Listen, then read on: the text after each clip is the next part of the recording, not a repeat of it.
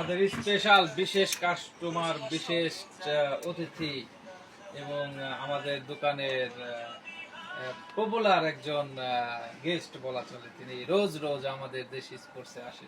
তো তারা আমাদের কাছ থেকে এই মুহূর্তে একটা চিচিঙ্গি ব্যাট নিয়েছে এবং কি সুন্দর করে বাধাই করে দিচ্ছি। তো তোমরা আসলে ব্যাটটা দেখো কিভাবে বাধাই করে দিচ্ছি। তোমরা এতে এই রেটের ভিতরে, এই দামের ভিতরে এইভাবে বাধাই করে দেওয়া কি তোমরা খুশি আছো কিনা? তো ওরা অনেক খুশি আছে।